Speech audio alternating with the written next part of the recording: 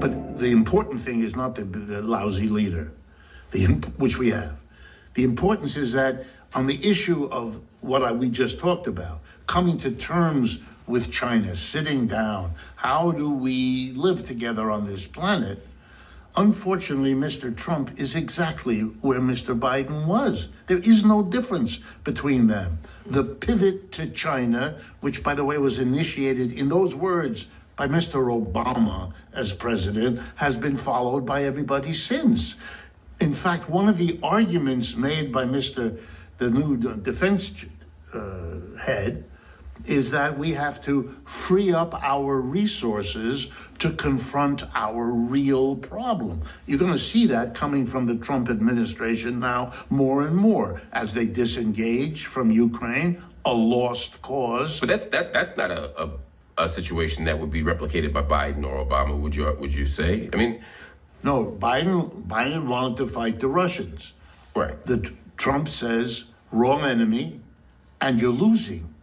We don't want to do that. We don't want to send American troops over there because that wouldn't fly at home. So that's a dead end. We can't do that. Is Trump right?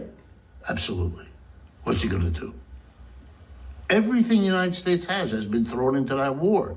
Remember at the beginning of the Ukraine war, we weren't going to give them Abrams tanks. We weren't going to give them F-16s. We weren't going to give them HIMARS. We weren't going to give them long-range missiles. Everything that we said, President Biden said, was unturned. We gave them because they were losing. They needed more and more. He wants still more. He wants nuclear. There's no end for. He's losing his country. About a quarter of it are gone already. The Russians occupy it, and they keep moving westward. It's a losing proposition. And it's as if the whole 20th century, when I was growing up, I'm a creature of the 20th century, at least the second half of it, everything was told to us in terms of the Cold War. Capitalism, democracy, over here, communism, socialism, over there. That was the great struggle. What happened? All gone? What? Now we're talking Russia, China, we're talking countries, which we used to do before the struggle became socialism and communism. So for me, I think all Mr. Trump is doing is saying, okay, we are now in a world of big powers, Russia, China, US, Europe, but the Europeans are disunified. They're not doing anything. They're not inventing anything. They're fading out of the story. It's really sad for the Europeans. But we're here, and the Chinese are the big one coming up. I mean, let's remember, America's population, keep perspective, America's population is 4.5% of this world.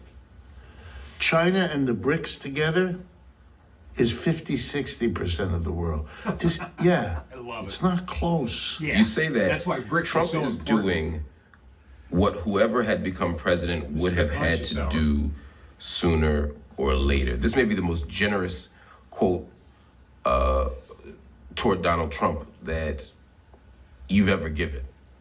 Why? I'm going to assume that Mr. Biden was a rational leader and that Kamala Harris likewise. I'm assuming that. They would have seen that there are three ways things can go in Ukraine.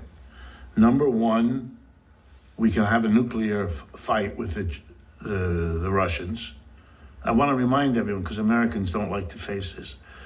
Most of the world believes, and that's all I can say, and therefore I believe it too, that the largest nuclear Armageddon force in the world is the Russians. Bigger than the Chinese and bigger than ours. Number two, a conventional war. That would mean hundreds of thousands of American troops would have to be shipped over there and fight against the Russians. The record historically is not real good. Napoleon invaded Russia, was real sorry. Hitler invaded Russia, was real sorry. Do we really? Mr. Biden always said, no troops on the ground, no boots on the ground. He seemed, and I'm going to give him credit, that's a recipe for a disaster that we will not be able to control. Okay, but there is no third option other than to walk away. Mr. Trump said, I agree with you, I'm walking away. Mr. Trump did it. Mr. Biden couldn't because he was so deeply in.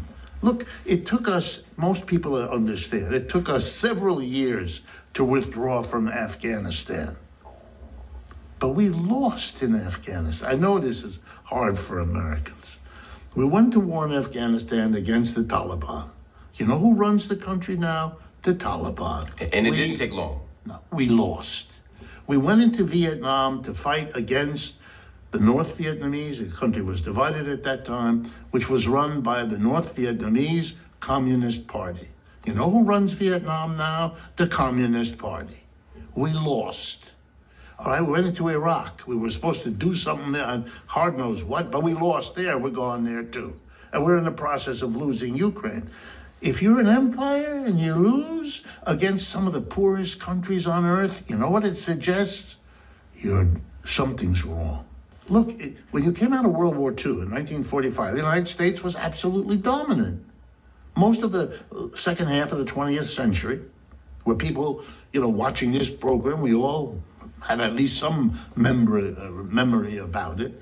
We were the richest country, the most politically powerful. We had all those bases around the world. We had the biggest military. Wow. Yes, it go to your head. It does. We were king of the hill. But those things are always temporary. They always have been. When we go to Egypt, we look at the ruins of their empire. When we go to France, we look at the chateaus that are the memory of what they once were. Well, it's not going to happen to us. We're somehow different. It's already happened. We haven't been paying attention because it's so painful to look at.